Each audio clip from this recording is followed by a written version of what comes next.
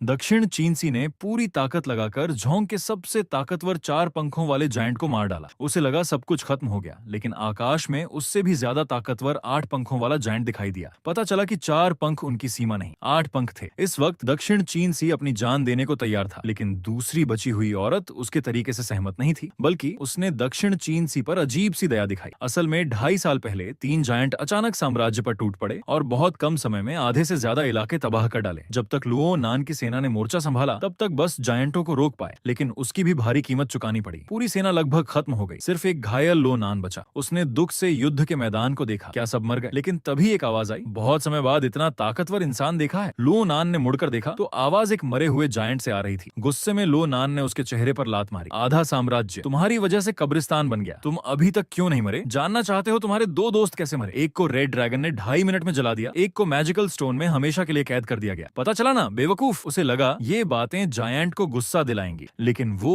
बिल्कुल भी परवाह नहीं कर रहा था। स्टार्स के बच्चे अपनी इंद्रियां शेयर करते हैं, मुझे पता है वो कैसे मरे, लेकिन हम जल्द ही वापस आएंगे। और धरती पर तुम जैसा ताकतवर इंसान अब नहीं बचा है, इसलिए जिस दुनिया की तुम रक्षा कर रहे हो उसे आखिरकार स्टारलाइट निगल जाएगी। ये बात पूरी होने से पहले ही लुओ नान ने अपनी तलवार से उसका सिर काट दिया। जल्दी मर, ज्यादा बकवास मत कर। ये सब करने के बाद लुओ नान युद्ध के मैदान में चलता रहा, जब तक उसे अपने पुराने दोस्त की लाश नहीं दिखी तब रुका। फिर उसके सामने घुटने टेक दिए। भागने को कहा था, क्यों नहीं भागा? इतना बेवकूफ बनने की क्या जरूरत थी? सख्त नियमों के नाम पर अपनी जान दे दी। जब लुओ नान दुख में डूबा हुआ था, तभी उसे मदद की एक आवाज सुनाई दी। उसने घायल शरीर को घसीटते हुए आवाज की तरफ जाकर देखा तो बड़ा कमांडर एंडरसन जिंदा था। लुओ नान को थोड़ा अजीब लगा, लेकिन गौर से देखने पर पता चला कि बड़े कमांडर की हालत भी ठीक नहीं थी। उसका एक हाथ नहीं था, लेकिन वो इसकी भी परवाह नहीं कर रहा था, बल्कि उसे चिंता थी कि जायंट मरा कि नहीं। मर गया मेरे हाथों से। जवाब सुनकर वो जैसे हल्का हो गया, उसकी आंखों से आंसू बह निकले। धन्यवाद लुओ नान। और लुओ नान ने मौका देखकर उससे एक बात कही, चूंकि तुम मेरे इतने आभारी हो, तो क्या तुम इन सिपाहियों को ठीक से दफना दोगे? क्योंकि पहले सिपाहियों की लाशें बस फेंक दी जाती थीं और अब सब खत्म हो गया है। इनका अंतिम संस्कार ठीक से होना चाहिए। ये कहते हुए लुओ नान को तेज खांसी आई। अपने हाथ पर खून देखकर उसने बड़े कमांडर को बताया कि उसकी मौत कभी भी हो सकती है। और एंडरसन को भी कोई हैरानी नहीं हुई, बल्कि उसने पूछा, अगर वो जिंदा रह सकता तो वो क्या करना चाहेगा? इस सवाल पर लुओ नान की आंखों में एक चमक सी आ गई। शायद कॉलेज जाकर पढ़ाई करूंगा। ये मेरी मृत बहन की इच्छा थी, लेकिन अब उसकी कोई उम्मीद नहीं है। ये सुनकर एंडरसन गुस्से से चिल्लाया, इस तरह की नेगेटिव बातें मत कर, बचाव दल आ रहा है। लेकिन तभी आकाश साफ हो गया और एक किरण दिखाई दी, लेकिन दोनों के चेहरे डर से सफेद हो गए, क्योंकि आकाश में एक 8 पंखों वाला जायंट और उसके कई साथी साफ दिख रहे थे। इस वक्त एंडरसन पूरी तरह से टूट गया। मैंने इस दुनिया को 3 बार बचाया है, इस बार बिल्कुल कोई रास्ता नहीं है। और उसके पास खड़े लुओ नान ने अपनी तलवार निकाली और मजबूत इरादे से उस पर चिल्लाया, मेरे महान कमांडर, तुम क्या कर रहे हो? जल्दी से अपनी मेंटल पावर से मुझे ऊपर फेंको। मेरी तलवार उन तक नहीं पहुंच रही है। मुझे इन गंदों को सबक सिखाना है। एंडरसन चौंक गया। इस हालत में भी लड़ना चाहता है? कितना मजबूत आदमी है। ये कहते हुए उसने लुओ नान को चूमा और उसके मुंह में एक मोती डाल दिया। ये वो मोती है जो समय को 4 बार पीछे ले जा सकता है। मैंने 3 बार इस्तेमाल कर लिया है। मैं एक दर्जी से बड़े कमांडर के पद तक किसी की मदद से पहुंचा हूँ। आखिरी बार तुम्हें देता हूँ, और मुझे फिर से देखो तो मुझे दर्जी न बनने की सलाह देना। ये कहते ही एक चमक दिखाई दी और लुओ नान 10 साल पहले अपने गांव में वापस आ गया। अपने सामने परिचित नजारा देखकर वो हैरान रह गया, क्या मैं सपना देख रहा हूँ? फिर उसने अपना सिर पास के पेड़ से जोर से टकराया, दुआ करते हुए कि वो जाग जाए। थोड़ी देर बाद लुओ नान ने सच्चाई मान ली। बड़े कमांडर का सपना तो बहुत बड़ा है, मुझे अकेले जायंटों से लड़ना है, मैं क्या करूं? थोड़ी देर सोचने के बाद लुओ नान के दिमाग में एक प्लान आया। उसने एक डाली उठाई और गांव के बाहर की तरफ दौड़ने लगा, लेकिन रास्ते में कुछ गुंडों ने उसका ध्यान खींचा। उन्होंने एक लड़के को उल्टा लटका दिया था। गौर से देखने पर पता चला कि कोई रस्सी नहीं थी, वो मैजिक था। लुओ नान को यकीन नहीं हुआ, इस गांव में इतना रेयर मेंटल मैजिक भी मौजूद है। फिर वो पास में खड़ा होकर देखने लगा। मुखिया पीले बालों वाला लड़के से पैसे मांग रहा था, लेकिन लड़के ने कहा कि सारे पैसे माँ की दवा के लिए खर्च हो गए, अब पैसे नहीं है। ये सुनकर पीले बालों वाले को गुस्सा आ गया और उसने तुरंत मैजिक चलाने वाले आसाम को आदेश दिया कि उसे ऊपर आसमान में लटका दो। लेकिन जैसे ही आसाम ने मना किया, माहौल टेंशन भरा हो गया। तभी लुओ नान ने एक डंडे से आसाम के सिर पर मारा, रुक जाओ, तुम उसे मार डालोगे। और दूसरी तरफ लड़का नीचे गिर गया। इसी दौरान गुस्साए पीले बालों वाले को और गुस्सा आ गया। तुम क्या कर रहे हो? उसने रुकने को कहा तो तुम रुक गए, लेकिन लुओ नान ने आसाम को अपनी तरफ खींच लिया। उसकी परवाह मत करो, मुझे बताओ तुमने मैजिक कहाँ से सीखा? दुकान से खरीदी हुई मैजिक की किताब से। लुओ नान हैरान रह गया, सस्ती मैजिक बुक से इतना कमाल? लुओ नान की अंतरात्मा ने उसे बताया कि ये आदमी भविष्य के जायंट युद्ध में काम आ सकता है। लेकिन तभी पास में तलवार निकलने की आवाज आई। मुड़कर देखा तो पीले बालों वाला तलवार लेकर लुओ नान पर टूट पड़ा। मुझे नजरअंदाज करने की हिम्मत, शरीर तो मजबूत था लेकिन तलवार पकड़ने का तरीका गलत था। लुओ नान ने एक नजर में पहचान लिया, करवट लेकर बच गया और आसानी से हमला खाली कर दिया।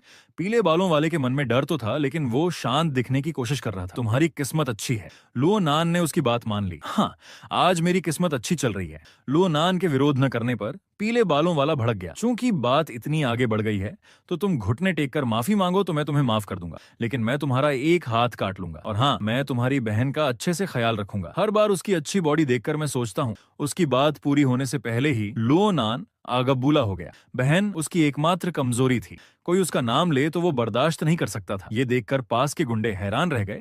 वो एक डाली से भी तलवार जैसा असर पैदा कर सकता था। इस मौके का फायदा उठाकर लुओ नान ने उनसे कहा कि वो दक्षिण चीन सी को उसके पैसे वापस कर दें, जो भी पैसे शरीर पर हैं। गुंडों ने मना करने की हिम्मत नहीं की और छीने हुए सारे पैसे दक्षिण चीन सी को दे दिए और वहां से भाग गए। इसी दौरान लुओ नान ने आसाम के साथ तय किया कि 4 दिन बाद रात 2:30 बजे दोनों को यहाँ मिलना है, क्योंकि एक बहुत जरूरी काम करना है। ये कहने के बाद लुओ नान अपने घर की तरफ चल दिया, लेकिन घर के दरवाजे पर पहुंचकर वो अंदर जाने से हिचकिचा रहा था। बहुत सारे सवाल उसे परेशान कर रहे थे। क्या मुझे बिना बताए चले जाने के लिए माफी मांगनी चाहिए? क्या मुझे उससे कहना चाहिए कि मैं उसे बहुत याद करता हूँ? क्या मुझे उससे पूछना चाहिए कि वो कैसी है? जब तक उसकी बहन से दोबारा मुलाकात नहीं हुई, लुओ नान ने सिर्फ एक वाक्य कहा, मैं वापस आ गया हूँ। दरवाजा खुलते ही उसने अपनी बहन को उसके पसंदीदा फूल दे दिए। बहन को ये मिलने के बाद वो बंदर की तरह खुश हो गई।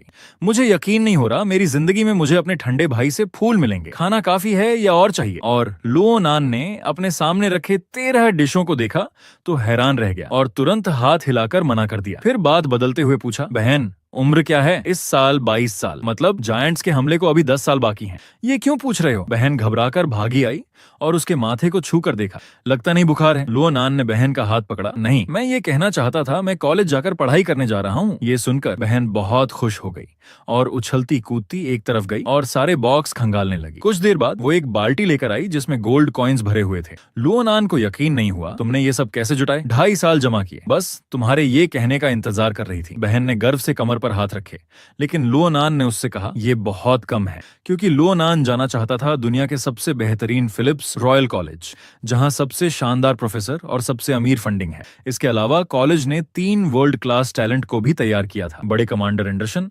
तलवारबाज शुलीफेन और विंटरविच। इसलिए जायंट्स को हराने के लिए यही लुओ नान की पहली पसंद थी। 4 दिन बाद लुओ नान आसाम के साथ तय की गई जगह पर पहुंचा और उसे देखते ही पहला काम अपना बैग नीचे रखा और फिर कहा, आओ मुझे कंट्रोल करो, अपनी मेंटल पावर से मुझे जितना ऊपर उठा सकते हो उठाओ।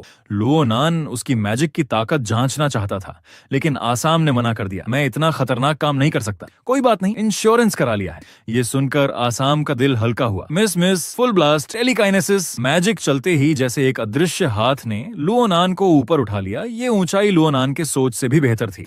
हालांकि स्टेबिलिटी में कमी थी, लेकिन उड़ने वाले जायंट्स से लड़ने के लिए टेलीकाइनेसिस बहुत जरूरी था और ये मैजिक बहुत ही रेयर था। लुओ नान ने संतुष्टि से मुस्कुराते हुए कहा कि मेरा है। इसी दौरान आसाम कांपने लगा। क्या मैं तुम्हें नीचे उतार सकता हूँ? अगले ही पल लुओ नान ने तलवार उठाई और मैजिक को काट डाला और सुरक्षित नीचे उतर गया। ये देखकर आसाम 2.5 साल के लिए हैरान रह गया। तुमने क्या किया? मैजिक काट दिया और लुओ नान ने हल्के से उसके सिर पर मुक्का मारा। कुछ खास नहीं, बस एक ट्रिक थी, तुमने कुछ देखा ही नहीं। असल में ये सवाल लुओ नान को भी लंबे समय से परेशान कर रहा था। उसे खुद भी नहीं पता था कि उसकी तलवार इतनी खास क्यों है, जो न सिर्फ मैजिक काट सकती है बल्कि जायंट्स को भी मार सकती है। लेकिन इसे धीरे धीरे समझा जा सकता है। अभी और भी जरूरी काम है। फिर लुओ नान ने आसाम को अपना बैग दे दिया। चलो, चांद डूबने से पहले ये काम पूरा करना है। ये करने के बाद हम फिलिप्स कॉलेज के स्टूडेंट बन जाएंगे। ये सुनकर आसाम चौंक गया। मैं सही सुन रहा हूँ? फिलिप्स वो तो सिर्फ टॉप लोगों को लेता है। तुम्हारे पास तलवारबाजी का स्किल है और मैं तो बेकार हूँ, नहीं जा पाऊंगा। पता है, हालांकि तुम बेवकूफ, डरपोक, शांत और रोने वाले हो, लेकिन कोई बात नहीं, अब से बदल सकते हो।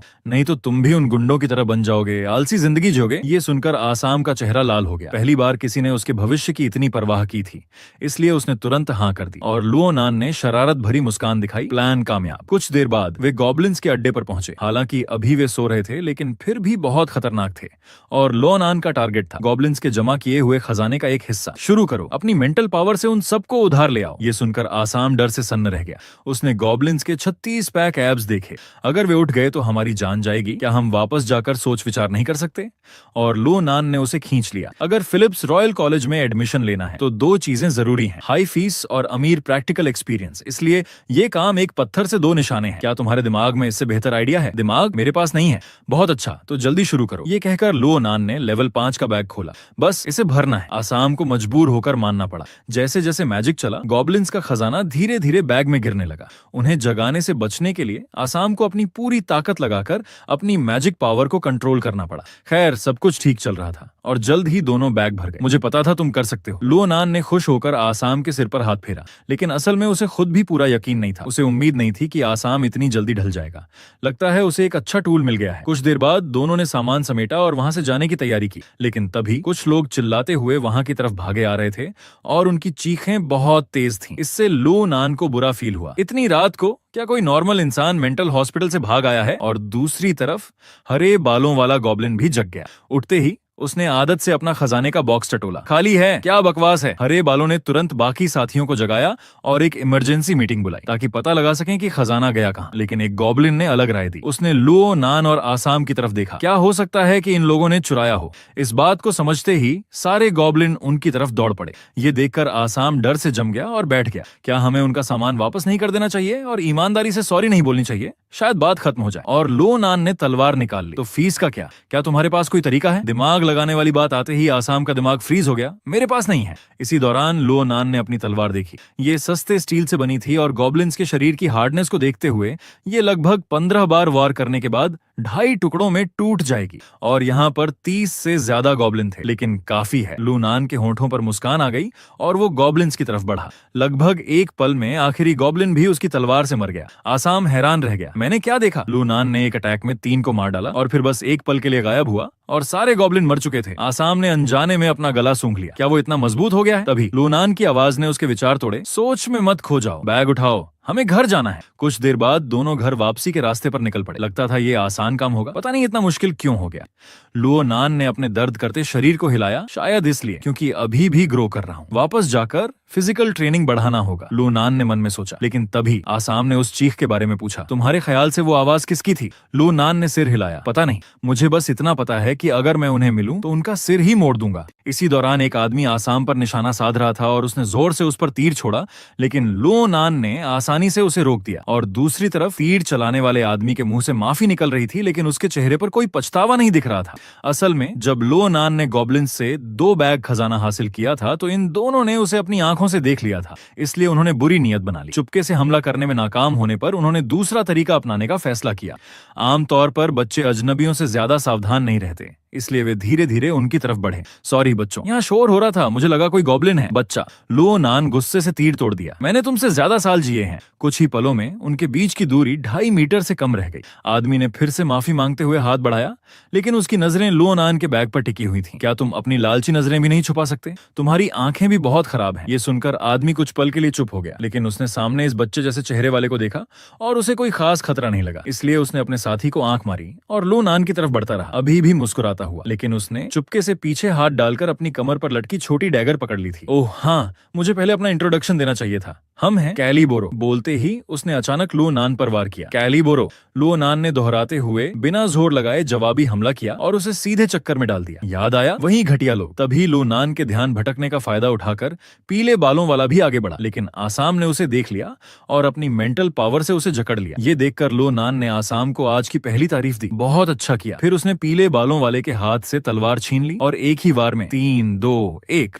माफी मांगने वाले के खत्म होते ही पीले बालों वाला 15 टुकड़ों में बट गया। ये देखकर आसाम सन्न रह गया। लो नान, तुमने सच में उसे मार दिया? और लो नान की नजरें बहुत पक्की थीं। मैं उसे जिंदा नहीं छोड़ सकता जो मुझे मारना चाहता था। इसके अलावा ये कैलिबोरो, ये महाद्वीप का सबसे बदनाम गिरोह है। ये अवैध शिकार करते हैं, किडनैप करते हैं, अंगों की तस्करी करते हैं। अगर आज मैं यहाँ नहीं होता तो जब तक कोई तुम्हें ढूंढता तुम्हारी कब्र पर 2.5 मीटर घास उग चुकी होती। समझ गया ना बेवकूफ? लेकिन तभी पास पड़ा एक बोरे जैसा बोरा उछलने लगा, जिससे दोनों डर गए। क्या ये उनका गैर कानूनी शिकार किया हुआ जानवर है? ये कहते हुए लो नान ने बोरे की रस्सी खोल दी।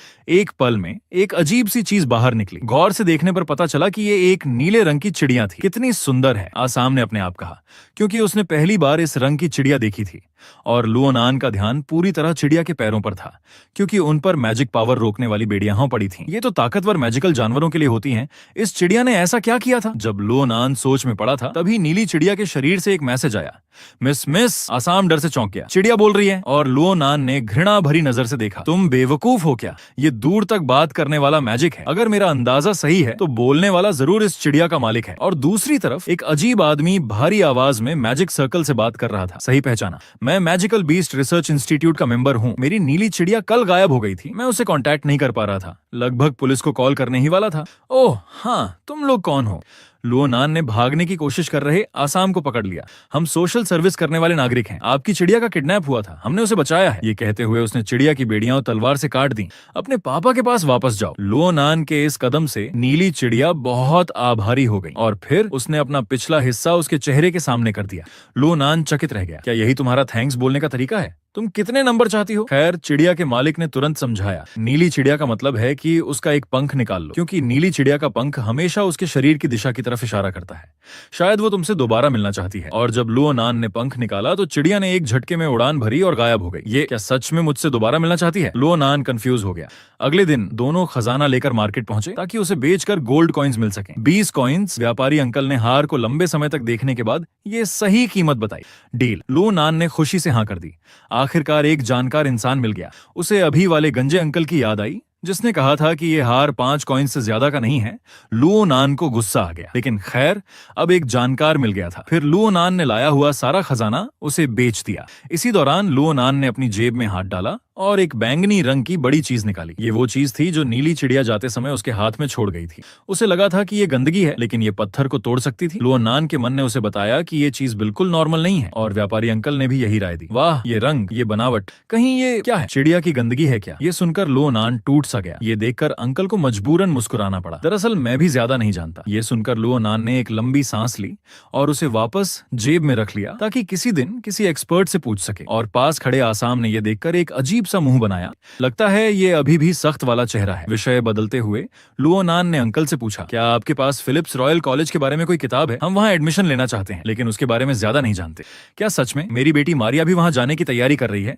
तुम लोग बात कर सकते हो, वो अभी आ रही है। मारिया। ये नाम सुनकर लुओनान चौंक गया। ये नाम उसके लिए बहुत जाना पहचाना था, लेकिन उसकी आंखों के सामने एक सुनहरे बालों वाली लड़की थी। लुओनान उसके पास गया। क्या तुम सच में मारिया हो, जिसका मिडिल नेम सेन है? हाँ। तुम्हें कैसे पता? ये सुनकर लुओनान सन्न रह गया। उसकी पिछली जिंदगी में जिस मारिया को वो जानता था वो तो ऐसी दिखती थी। फिर लुओनान उसके कान के पास गया और धीरे से बोला, मैं तुमसे एक सवाल पूछता हूँ, तुम लड़का हो ना? ये सुनकर मारिया चौंक गई और अपने घमंडी शरीर को नीचे देखने लगी। इस आदमी का दिमाग खराब है या आंखें? उसके रिएक्शन देने से पहले ही लुओनान की नजर मारिया के एक खास हिस्से पर ठहर गई। नहीं हो सकता, किसी भी तरह से लड़का नहीं लगता। क्या तुम्हारे बाप का कोई और बच्चा है? उसकी बात पूरी होने से पहले ही मारिया ने उसे एक जोरदार थप्पड़ जड़ दिया। चुप रहो, तुम क्या बकवास कर रहे हो? और इस थप्पड़ में लुओनान को दर्द नहीं बल्कि अपनापन महसूस हुआ। अब वो पूरी तरह यकीन कर चुका था कि ये वही है। 10 साल बाद की मारिया, काउंटेस सेन। असल में टाइम ट्रैवल से पहले काउंटेस मारिया सेना की सप्लायर थी। हालांकि उसका स्टेटस ऊंचा था, लेकिन उसका स्वभाव सिंपल और फ्रेंडली था